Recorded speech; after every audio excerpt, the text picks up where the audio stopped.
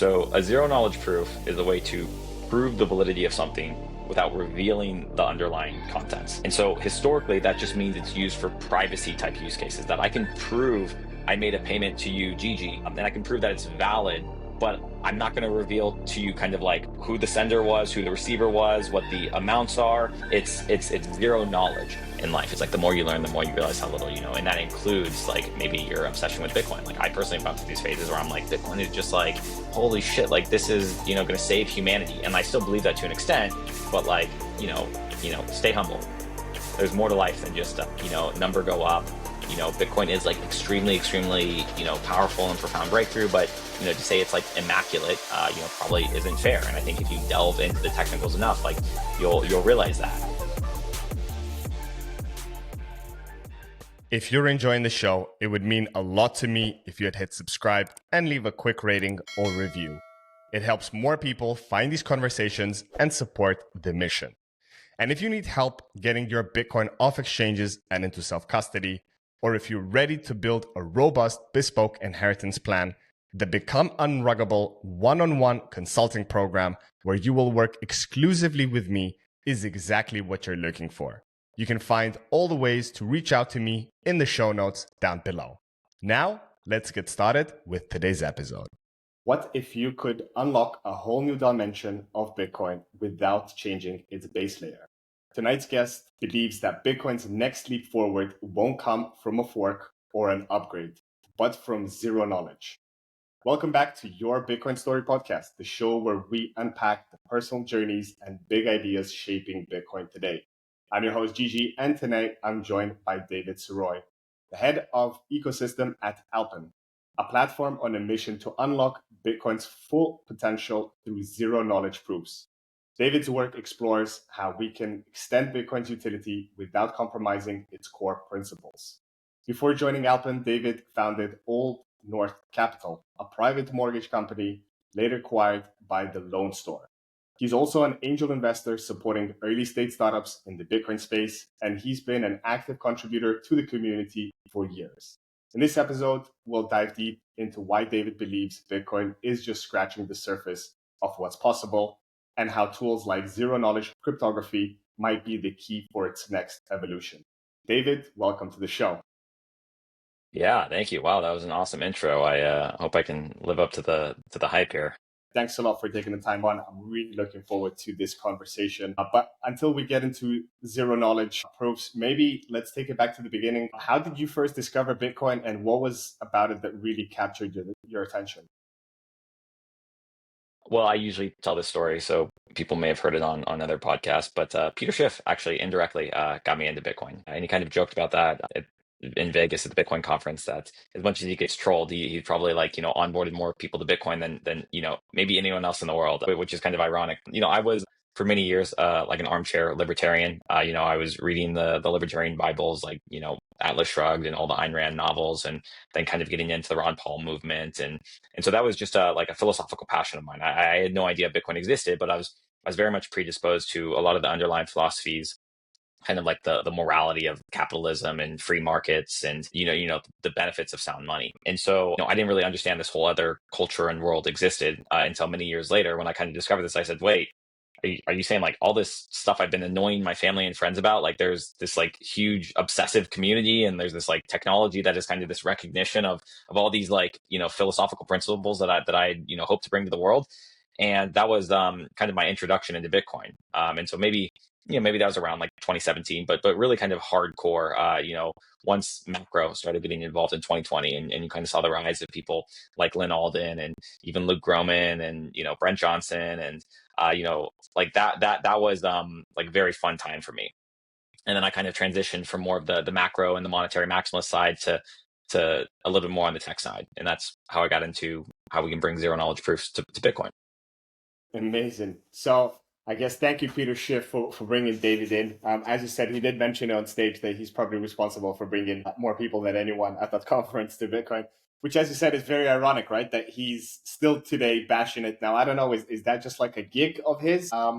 Or does he really not see the full picture, but I guess we'll live to never know. But yeah, in a sense, so in your transition, as I mentioned in the introduction, you founded Old North Capital, a private mortgage company. That's a far cry from zero knowledge cryptography.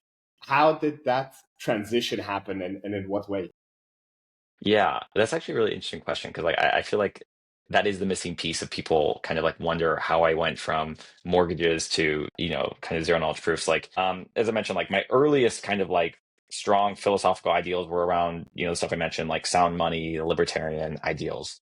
And then I started this kind of private lending company, and I sold that in 2021. It was a small operation, but it was successful. I was very happy with the exit. But during that time, like I saw how the financial system worked and how really how the financial system can fuck money, like to be frank. And so when I got into Bitcoin, it's like I understood that Bitcoin does fix money, but it does not fix finance. And I think this is a massive blind spot in many Bitcoiners' worldview, that simply having, hard money fix 21 million, that is only half the battle.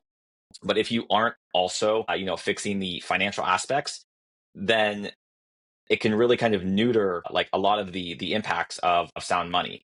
And as much as I am like an Austrian, and I hope that we all have this hard money standard and credit and finance, and none of this stuff exists, and we have like like Mises and Rothbardian world, like I just like being understanding, I'm like finance will never cease to exist. And so a lot of the reason that I got into scaling Bitcoin and zero knowledge proofs is like I am on a mission to complement the kind of fixing the money, which Bitcoin has done, which fixing the kind of like financial rails as well. And like that, I feel is a necessary collaboration in order to like actually have this full separation of money and state, to actually like avoid these, boom bust cycles, to actually like avoid these just like horrible debt experiences. So hopefully that makes sense. And like a roundabout way, like my It interest in the does. tech only goes so far as to make the money better. No, it does indeed. As you were explaining that, I was maybe gonna retrace it a little bit back to newer listeners to the show who maybe are unfamiliar about what Gigi and David are rambling about, zero knowledge proofs. Maybe you could break that down to people that are only now hearing about this. Maybe that would be also a good thing to highlight. Sure. So a zero knowledge proof is a way to prove the validity of something without revealing the underlying contents. And so historically, that just means it's used for privacy type use cases, that I can prove I made a payment to you, Gigi, and I can prove that it's valid, but I'm Mm. not going to reveal to you kind of like who the sender was, who the receiver was, what the amounts are. It's zero knowledge, but it still proves that it's valid. And so maybe an example here in Bitcoin land is we have this expression called don't trust, verify. That if you, Gigi, you see that your balance is 5 Bitcoin, you're not trusting that you have 5 Bitcoin. You are verifying that by basically brute forcing. You're downloading a Bitcoin node, and it's downloading all of the prior transactions and signatures from when Satoshi mined the very first Bitcoin, and it's essentially auditing and reprocessing your node until it gets all the way to the very end and says, hey, this balance is represents 5 BTC, and that's owned by a private key or a UTXO that UGG own. So that is how you are verifying that you actually own 5 BTC. Mm. A comparison into a zero knowledge proof is if I just said, Gigi, you have 5 Bitcoin, don't even worry about re-verifying it. Here's just a mathematical proof that gives you 100% or 99.9999999% certainty that this is your balance. You don't have to go through and revalidate and redo all of that work. You can just receive the result, and you receive a mathematical proof that proves that that result is valid. And Mm. that's that it's that same idea which allows you to receive a transaction and have it confidential, or it allows us to create these Bitcoin scaling solutions where you can do all these results off chain, you can process all these different transactions, and then you just get the final result and you have mathematical certainty that it's valid. Like this kind of concept of not having to re-verify or revalidate is both a privacy technique and a scaling technique. Gotcha. Based on that explanation, like how do talking specifically about L2s and talking about the Lightning Network and Liquid, which is gaining more and more use and popularity over the last couple of years, to a certain extent, aren't those transactions semi-zero knowledge proof or no? No, but you're touching on a good point where every L2, if you boil it down, looks like the same thing, where you have Bitcoin Mm. layer one, and you're taking BTC and you're essentially locking it somehow. You're putting it in some sort of multi-sig or you're locking it. And then those tokens that have been locked are represented in some sort of L2. They could be represented in the Lightning Network. They could be represented in Liquid. They could be represented in what we call a ZK rollup. It could be represented in something that Paul Storks calls drive chains. Like these are all, layer twos. And once it's on the layer two, the funds are going to move and balances are going to change. How can you relay? How can you show that, hey, there's an updated balance and you can relay that back down to the multi-sig or where those coins are locked? In Lightning Network, you and I would open up a channel, and every time the balances change, we're both signing off and saying, here's what the updated balance is, and that can go back down to Bitcoin. In Liquid, the balances are changing, and then you have a kind of majority of people that are part of this federation. More than 50% of them are saying, this is what we agree the balance has changed to, and we're going to represent that here. Like the point I'm making is it's almost an oracle problem where balances are changing on the L2, and you have some sort of entity, some sort of oracle that is saying, here's what the proper balance is, and then Bitcoin receives that. With a zero knowledge proof or with the zero knowledge rollup, we have this L2, the balances are changing. And then instead of relying on someone else to say, here's what the balance is, you have a mathematical proof which proves that here's what the balance has actually been updated to. So you remove that trust. You're removing the kind of Lightning channel thing where you and I are signing off to agree what the state is. You remove the Liquid Federation where you're trusting more than 50% of these people are being honest, and you're relying on math to basically relay that information back down to Bitcoin. The final thing I'll just say here is what makes these so magical is not only that you get mathematical certainty that the balance on the L2 is the same, but Bitcoin doesn't need to be aware of anything that happens on the L2. You could be doing transactions, you could be doing privacy, you could be doing fart coin, NFTs, it doesn't matter. And all of that is compressed down into a single small proof, and it's given into a common language that Bitcoin can understand. You can take any sort of language. You could take the EVM, you could take, Rust or Cairo, like any sort of programming language. You convert it into this single succinct little proof. You hand it to Bitcoin, and Bitcoin says, great. I really don't care if you did NFTs. I don't care if you did DeFi. Just prove to me that you followed my rules. That's all I care about. Amazing. I guess the follow-up question to that is, why aren't ZK rollups getting more traction? Why is all the attention on specifically majority on Lightning? And as I mentioned, Liquid's picking up and Arc is building something of their own. But like ZK rollups haven't got that much popularity. Why do you think the reason is behind that, David? A couple of reasons. One is this is pretty pioneering research. There's no live Bitcoin ZK rollups in production. We expect some of them will happen later this year, or maybe first thing next year. So until people have something tangible in their hands, they're genuinely generally a bit skeptical. There's also a little bit of, frankly, crypto derangement syndrome, and I think understandably so, where you assume that anything that's kind of not passed down from the Bitcoin high priest, or kind of made here in Bitcoin, that it must be some sort of scam and It's a some sort shitcoin of straight away. They're not even reading into anything. They straight away label it another shitcoin. We don't wanna hear about it. I can relate. exactly. And frankly, a lot of that's been correct. I think the vast majority of things really are just kind of I don't really want to be a part of this. I think there's an existential crisis going on in Ethereum and crypto, and they're kind of what the fuck have we been building all this for? Is it really just scams and degeneracy? But amongst all of that, there is some genuine real deal innovations, things like zero knowledge proofs. And so all this is for me to say is that there's just so much scar tissue from 2017, this thing that we had called the block size wars, and it was this kind of battle for how Bitcoin could scale. And that kind of set us off on a path where it was Lightning was seen as the god savior, and anything not associated with Lightning was just seen as a scam. And I think that Overton window is starting to change. And I think once people actually have a real product in their hands, and it actually doesn't require token incentives to work, and it's just a better experience, and it's kind of actually the reality matches kind of the research and the hype, I think then people will kind of say, okay, this is more compelling. Got it. And with regards to the actual the individual use of users using zero knowledge proofs. As you mentioned, you don't, like an example of Lightning, you don't have to set up, open a channel with another peer and manage that liquidity. Personally, I've been trying to do it in a self-custodial way for the past year, and I've been burnt, and channels were forced closed, and then just so much headaches that I gave up. I'm not proud of it, but I use like a custodial. I use Coinos for like tiny amount of sats, but I know it's always running. I don't have to manage, rebalance my stuff. It's such a headache. And then Liquid, I've been dabbling on it since I've been a big admirer of Aqua Wallet, and I've been testing it out. But seeing like the on-chain, the mempool of Liquid, like there is like very minuscule transactions, like actual use cases happening with it today.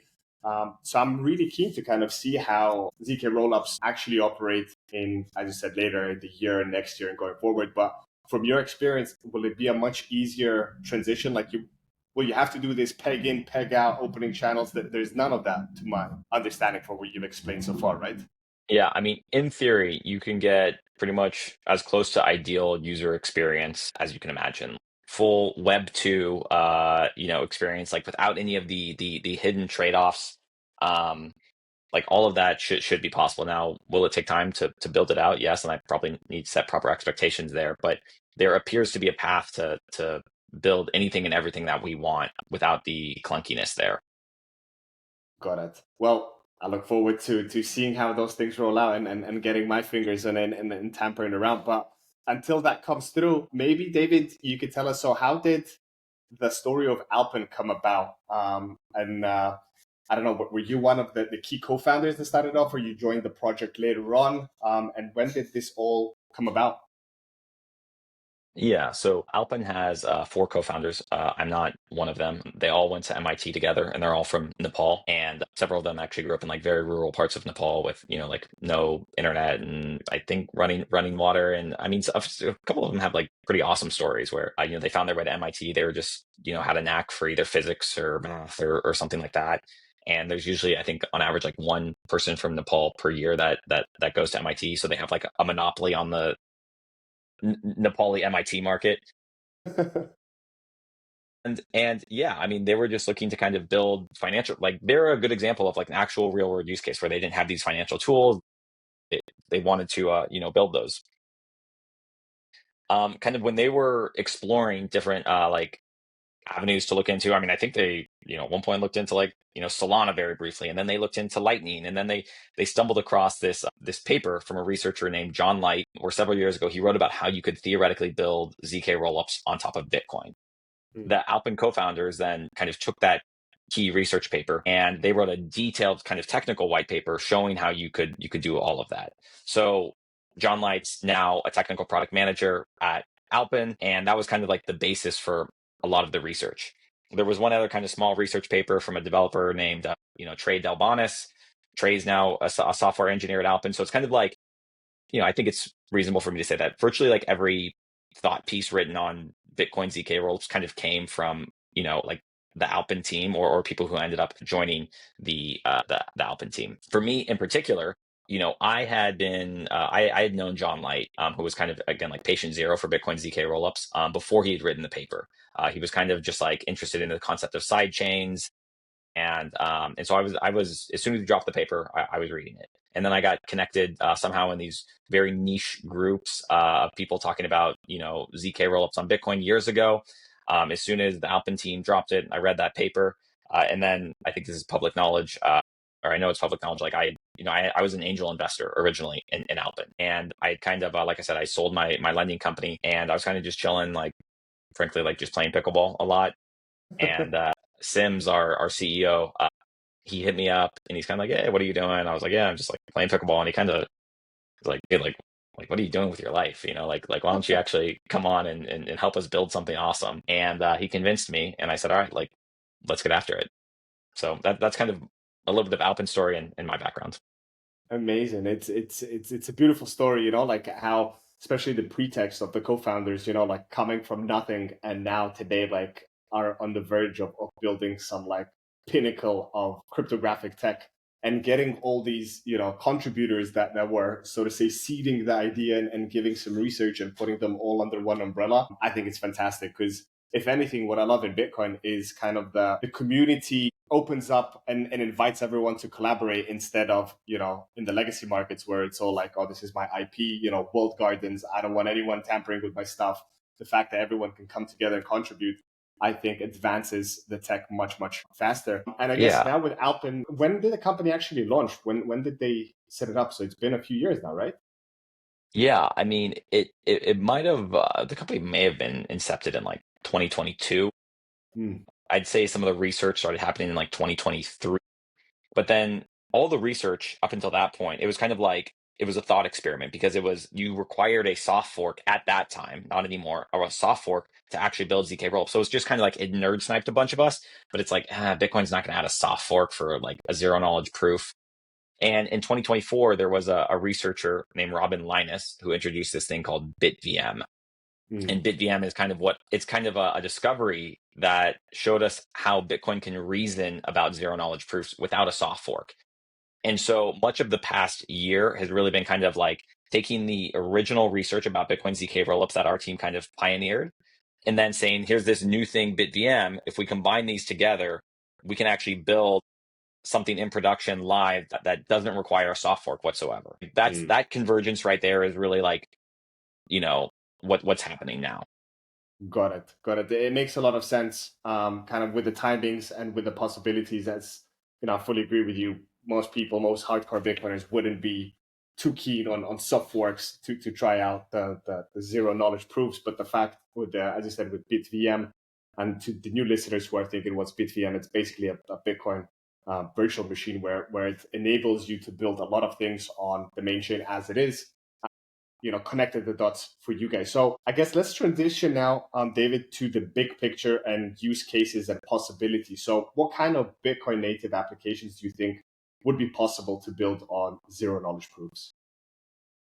Yeah, well, I mean, once you have some sort of like ZK roll, you could do anything. I mean, literally, I'm not overstating that. But in terms of like what's actually useful, Yeah. I think a good obvious example is borrowing against your Bitcoin. And now we're kind of seeing all these announcements here where we're seeing, Strike that's partnering up with Tether and, the big billionaire from Japan. And you see Cantor Fitzgerald doing stuff with Anchorage, and you have like DLC loans with Lava and stuff. And those are all fine products. But I think what people are going to start to see is that there are structural reasons why building a Bitcoin backed borrowing protocol on chain is actually going to lead to lower rates that could, in theory, be fixed interest rate, that could have higher liquidation thresholds, that all around are just like superior products.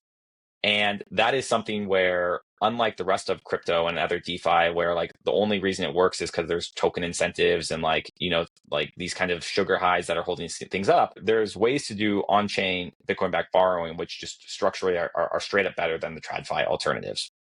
And I think exploiting that is going to be very, very interesting. And I think that's going to kind of be like the thing that kicks off everything else, because once you can borrow very, very cheaply against your Bitcoin, then you need to kind of maybe be able to swap it. Maybe you want to buy more Bitcoin, so that creates the need for a DEX. Maybe you want to off ramp it or change it into other stable coins. Like maybe you can build other ways to like earn yield off of that. Like that is kind of the genesis point, where I think a lot of these use cases will spawn. And then you'll need wallets. And in these wallets, like, right now, a lot of us store our Bitcoin on, I'm sure, on like, a hardware wallet. Well, most people don't know it's like there's a hardware wallet like literally in this phone, but it can't be accessed because the kind of the curve or the signature scheme of Bitcoin is like incompatible with it. But if you have a ZK rollup, like you could now make it compatible. So you could store actually like pretty good amount of money safely like on your phone, and you can use Face ID just to scan it and send money. And you could set up things where like you could have subscriptions to where you could sign one signature, and you could say like you can pull a monthly payment for Netflix from my account for the next like 12 months. It's not like Lightning where every month I'd have to like, hey, send me an invoice, and then like I'm going to send it Mm. to them. Like you can do things where like if we want to onboard millions of people in Africa, like we can cover their transaction costs, we can cover their onboarding costs. Like you can customize and program the wallet experience literally however you want. And so I'll kind of pause for a second, but that's kind of a bit of a breakdown. No, for sure. And I think that's plenty of examples to showcase kind of the possibilities that can be done on it. One thing so I want to retract to the first use case example that you mentioned, David, kind of Yeah, yeah. with lending on Bitcoin. That's kind of been the hot topic in the streets for the last 12 months. Everybody's been, offering their lending, products. Latest one being Strike, with Jack Mallers revealing it on stage in Vegas just a few days ago. On the topic of Bitcoin lending, are you pro or against it? And specifically for retail, so not for institutional and like large whales who have thousands of Bitcoin, and to them, like, putting in a few Bitcoin doesn't mean much. But like the average person on the street that has way less than one Bitcoin, do you think it's a smart idea to go into lending on Bitcoin, or they should Do better you stay mean out? do you mean like lending your Bitcoin to earn yield or posting your Bitcoin Correct. as collateral and borrowing against it? So the second one, posting your Bitcoin as collateral to get some fiat to spend on, or if they think they're going to be buying more Bitcoin with it, to get some excess cash. Yeah, I mean, I don't see, any issues with it. Like I'm coming from like the libertarian camp, like agency. Agency is like a big word. Like you have to take personal responsibility for yourself. If you're like, holy shit, I'm like, I don't know, like this interest is like panicking me and I'm gonna like default on it and like I'll get liquidated, then yeah, like obviously don't do it. Mm, But to give someone the power who is a Bitcoin holder that needs money for their living expenses but doesn't want to sell Bitcoin, doesn't want to sell Bitcoin or doesn't want to take on a taxable event, that wants to maintain the upside of their Bitcoin, like it's a totally rational thing to do, is to very conservatively post your Bitcoin as collateral and borrow dollars against it. Again, not for everyone, mm, but for the people that do have the agency, it's a very powerful tool. got it. On an aspect, so more kind of the principle of Bitcoin, right? As Satoshi named it, peer-to-peer electronic cash. To me, with all these instruments, and especially lending, it kind of defeats the purpose. Where, to me personally, Bitcoin is money. Like, as much as I love storing and stacking sats, I still spend them, like, without a problem. It's not like, the sailor, never sell your Bitcoin. Of course, there's the taxable aspect depending which jurisdiction you were in. I believe in the US still today, if you sell your Bitcoin, it's a taxable event. Some parts of the world, there is no capital gains on selling your Bitcoin. But on the ethos of what Satoshi created as peer-to-peer cash, don't you think the lending kind of plays against the idea of Bitcoin? Or, as you said, with a libertarian free mind, it's up to the people to decide how they want to use their assets. No, well, to be clear, like even if we went down this path of like hardcore Austrian, like Rothbardian theory, and it's like all credit and borrowing and lending is bad, like I just Mm, think it's literally impossible to eliminate. And so that kind of brings me to the position that like I don't believe in morally grandstanding on people to try to like shame them into certain behavior.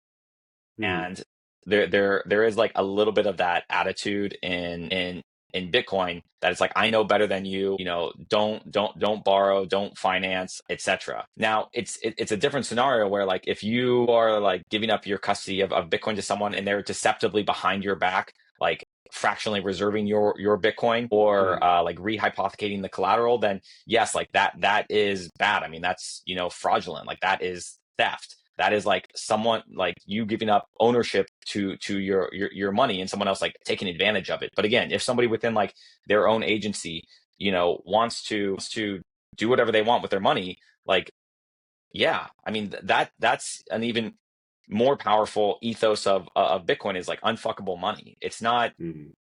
we're forcing you into P2P digital cash. Like Bitcoin is all about being radically unopinionated money. It's not about being radically opinionated on, we're going to tell you what to do with your money because like we read a bunch of Austrian theory books. It's value is subjective. It's don't fuck with my money. Like that's the real underlying ethos and alpha of Bitcoin.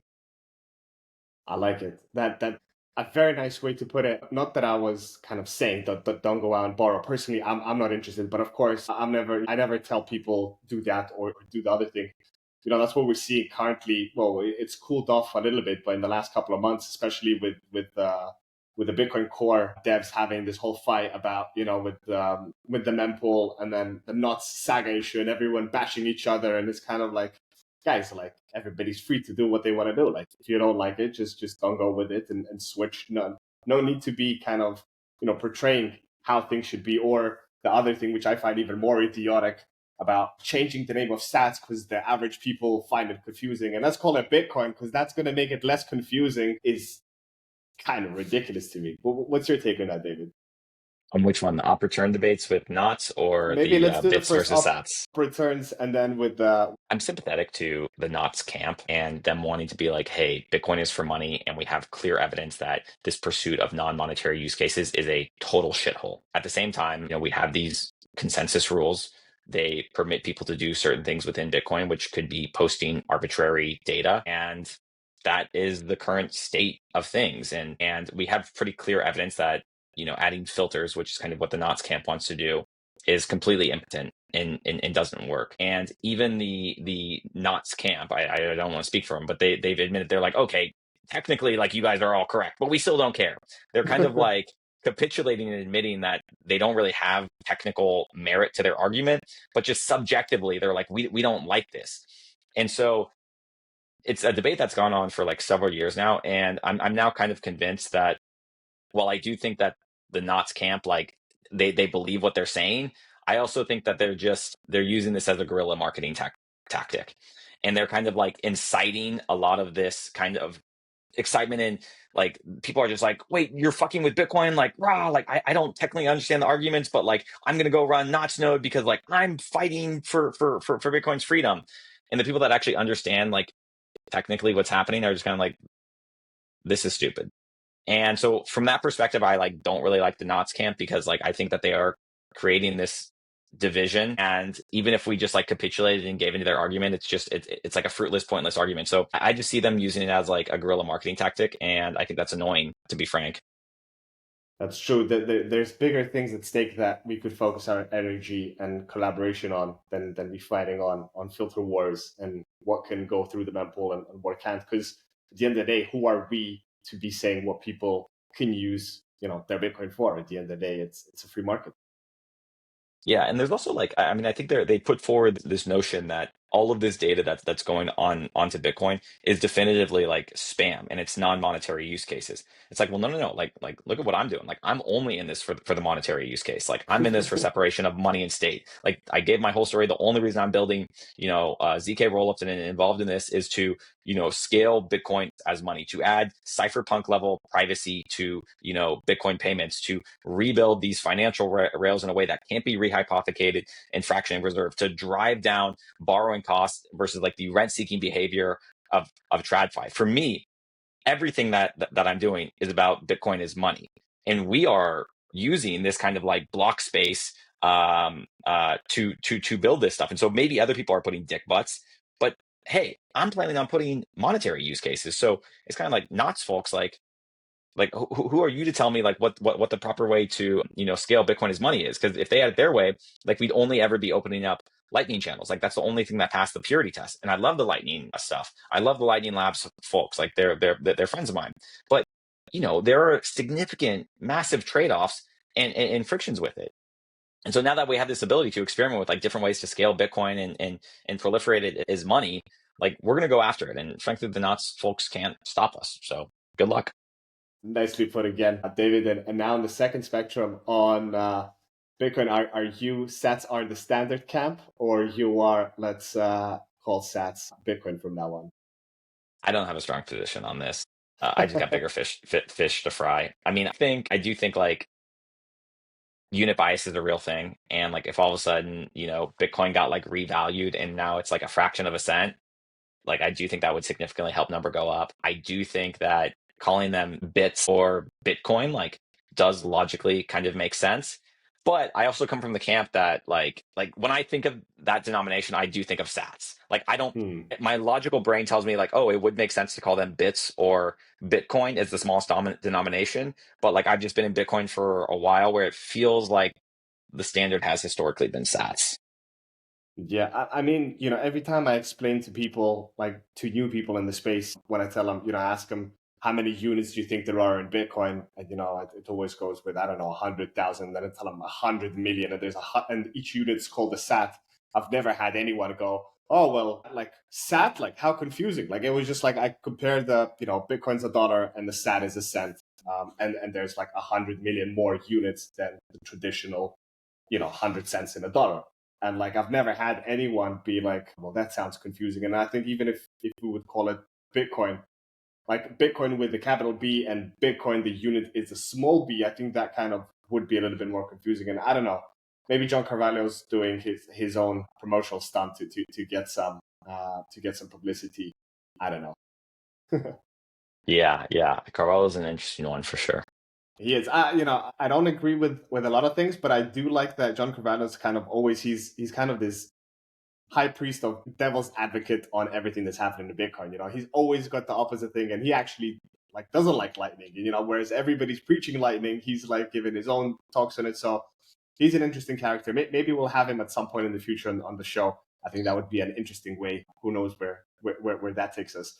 But yeah, we'll leave the debates and the drama behind. Let's focus a little bit more now. David, as I mentioned, you are also an angel investor, and I'm sure you've invested in other companies apart from Alpen in the Bitcoin space. Are there any companies, Bitcoin startups in the last couple of years that you may have either invested in? If you don't want to disclose, you don't have to, but maybe projects that you haven't invested that you are really kind of keen on seeing how they develop and you're kind of excited about? Well, Alpha League, I don't think I've ever announced this, but I also invested in like Char Network, which is from Jeremy Rubin. A lot of people know Jeremy as a pretty like well-established like Bitcoin Core developer.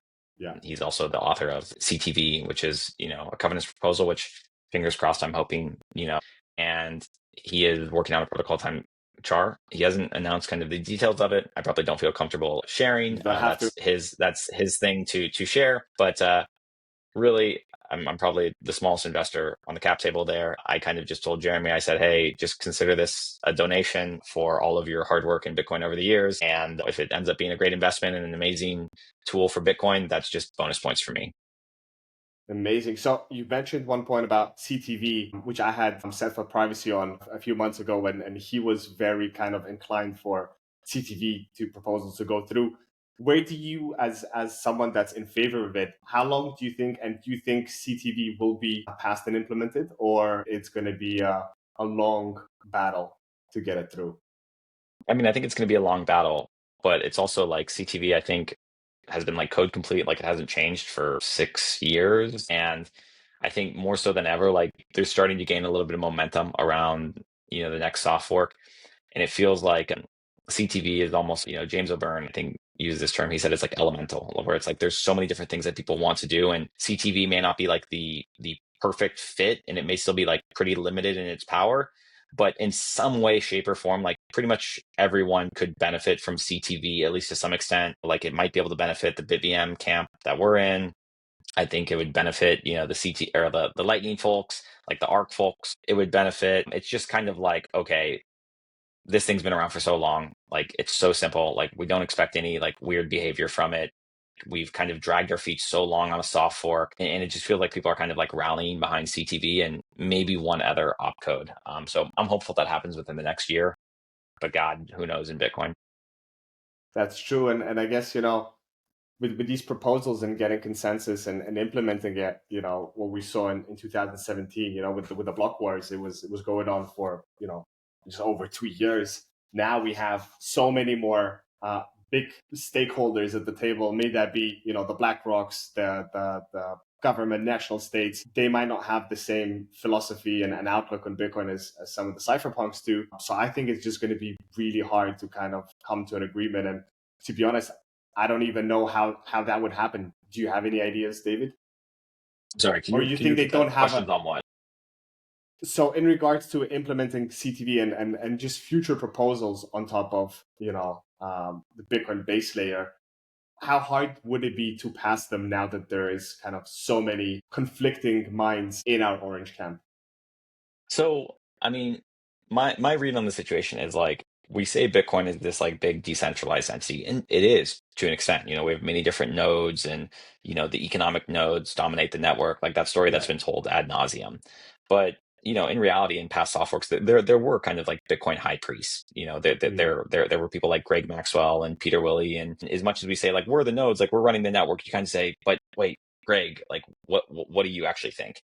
And in the past, like a lot of the Bitcoin community was just kind of like deferring a lot of their opinions to those kind of like high priests. And so when we had things like SegWit and then like Taproot, like it was these kind of high priests, like these god tier cryptographers and respected Bitcoiners who were kind of pushing through that for a number of reasons. Those people kind of stepped out of the limelight and back into the shadows. Maybe it was because you had, crazy people like Fake Toshi, like whose name shall not be mentioned, that were kind of like going out and suing people. And like, that is a very scary thing. It could just be that maybe the developers, they just burned out. They said, look, I've given my life to Bitcoin for the past 10 years. Like, I just want some time off. But bottom line, like they kind of like stepped out.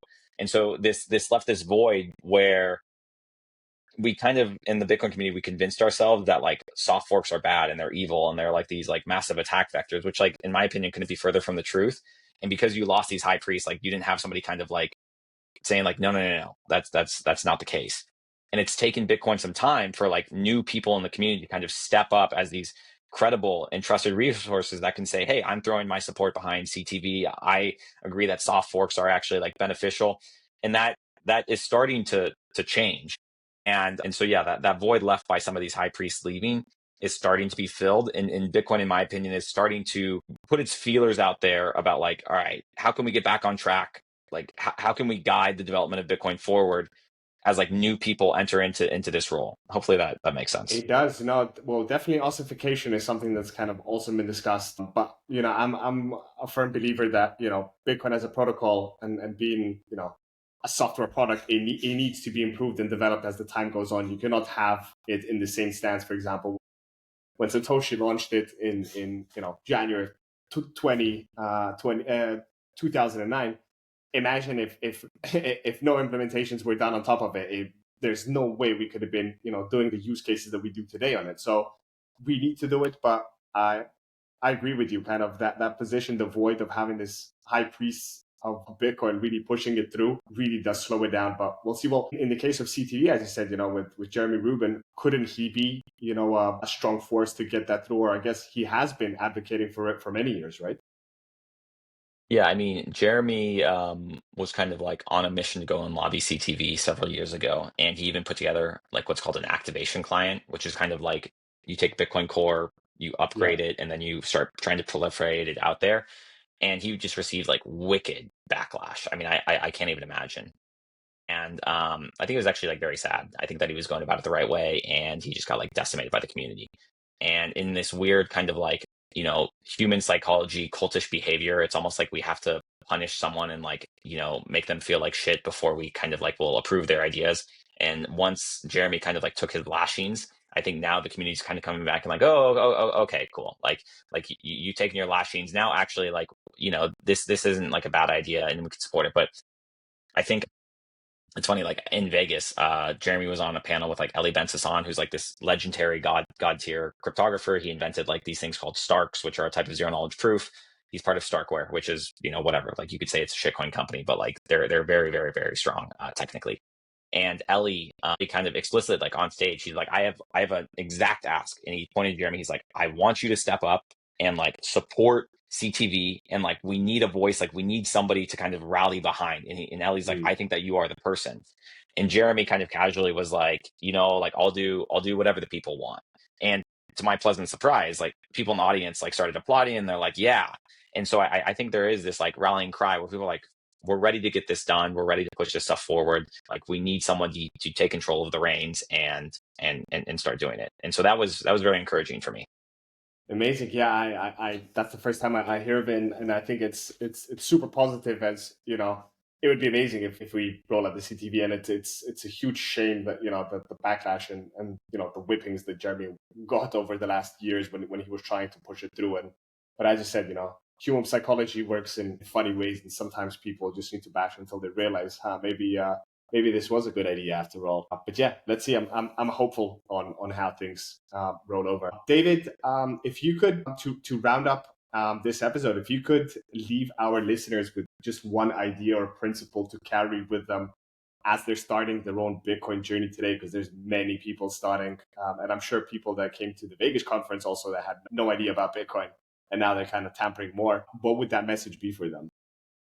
I always steal Odell's expression, which is stay humble and stack sats. I mean, I just think it really is such amazing advice. Obviously, we're all on the same page about stacking sats, not bits or bitcoins, but staying humble. And that's not just, I mean, that just applies to so many different things in life. It's like the more you learn, the more you realize how little you know. And that includes like maybe your obsession with Bitcoin. Like I personally have gone through these phases where I'm like, Bitcoin is just like, holy shit, like this is, going to save humanity. And I still believe that to an extent, but like, stay humble is what I'm saying. Like there's more to life than just number go up. Bitcoin is like extremely, extremely, powerful and profound breakthrough, but to say it's like immaculate, probably isn't fair. And I think if you delve into the technicals enough, like you'll realize that. And yeah, stay humble. Stay humble. I love it. That's great advice, because a lot of people, once they get in, uh, they bite off a piece too big to chew, and may that be dabbling with shit coins or going into leverage trading and losing out. Like most people that started their Bitcoin journey, later on ended up with much less Bitcoin than they did in the beginning. So I guess if everybody would have the advice of just staying humble and taking it easy, one step at a time, and not jumping in the deep end of the pool, would be some sound advice. David, thank you so much for taking the time on and shedding some light on zero knowledge proofs, which I think this is the first episode in the 120 plus that I recorded where we talked about this topic, and I think it's something that we'll be hearing more and more as it develops. I really enjoyed it. I'm sure the listeners enjoyed it as well. Where could we send the listeners that want to follow you and learn more about what you're building at Alpen? Well, you can follow me on Twitter, David underscore Saroy, S is in Sam, E is in Edward, ROY. Feel free to interact, DM. Don't hold anything I say on Twitter against me. And then you can also check out alpenlabs.io for a lot of our upcoming research. Amazing. Well, I'll include all of those in the show notes. So definitely make sure to check it out. If today's conversation sparked your curiosity about Bitcoin's potential beyond simply transactions, dig into what Alpen is building, follow David's work, check out Alpen's latest research, and start exploring the frontier of Bitcoin and zero knowledge proofs for yourself. This was another episode of Your Bitcoin Story, where the signal is strong, the stories are real, and the future is sovereign. If you enjoyed the conversation, be sure to like, subscribe, and share it with someone who's ready to go deeper down the Bitcoin rabbit hole. Thanks for listening.